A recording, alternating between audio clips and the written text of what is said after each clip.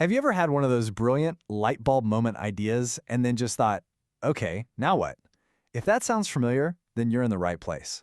We're about to open up the essential toolkit you need to take that idea from just a thought into something real. Yeah, this is the real question, isn't it? That spark of genius, that's often the easy part. The truly hard part is the follow-through, the actual nuts and bolts of making it happen. So where on earth do you even start? Well, we start by putting on our first hat, the architect. Think of this as the master of structure, the one who draws the blueprint for our idea. In the professional world, this is just called project management. It's really the art of bringing some order to all that creative chaos. So let's get specific. What is a project anyway? It's not just your everyday run-of-the-mill work. A project is more like a special mission. It's temporary, so it has a clear start and a clear finish. And its whole purpose is to create something totally unique. Could be a new app, a building, or heck, even planning a wedding. Okay, at the very heart of managing any project, you're going to find this constant, tricky balancing act. It's a fundamental law of getting things done, and it's called the triple constraint. You're always juggling three things that are fighting against each other: time, cost, and scope. The easiest way to think about this is like a three-way seesaw. Let's say your boss comes to you and says, "Hey, I need this done faster." Well, you can see the trade-off right here. To go faster, you're probably going to have to spend more money.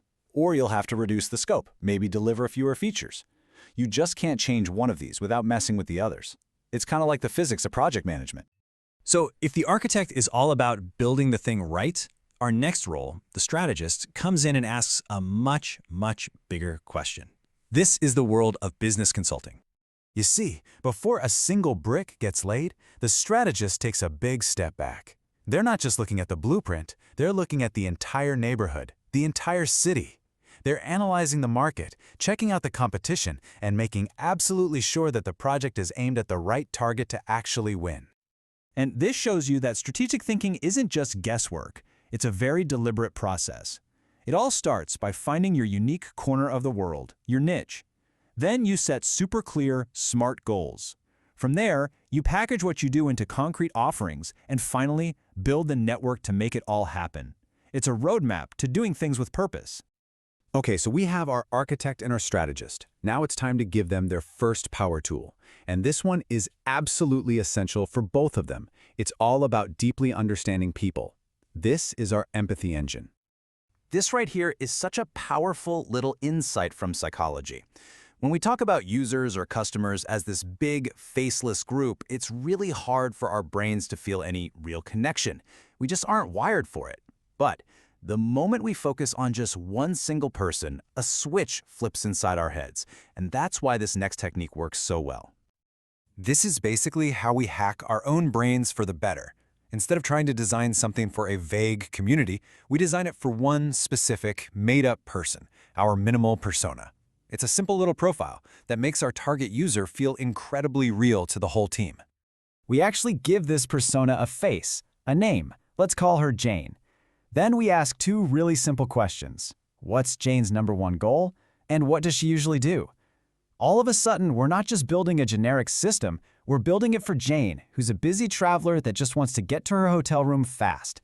Every decision becomes so much clearer. All right, we have structure, strategy, and empathy.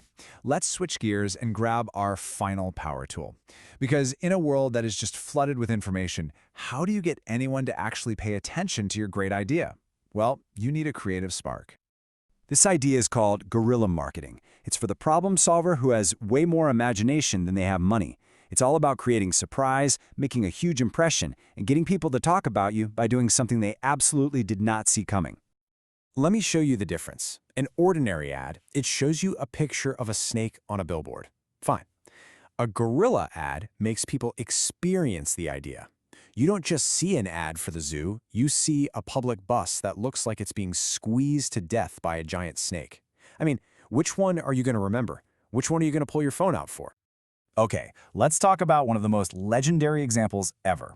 Just picture this, a totally normal, peaceful town square somewhere in Belgium, and right smack in the middle of it, somebody has put a big red button on a stand. And there's a sign hanging right above it with a simple invitation, push to add drama. Now be honest, what would you do? Of course you'd push it. Everybody would push it. And for the people who did, their quiet afternoon was suddenly interrupted by an ambulance, a shootout, a football team, and a high-speed chase.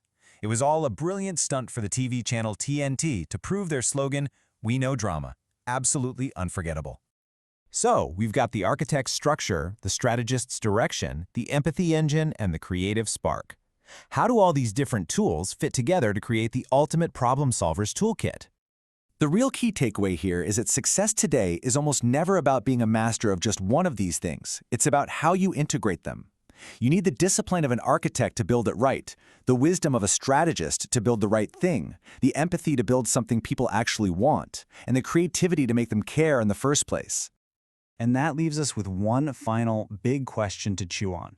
As the world gets more and more complex, where should we really be focusing our energy?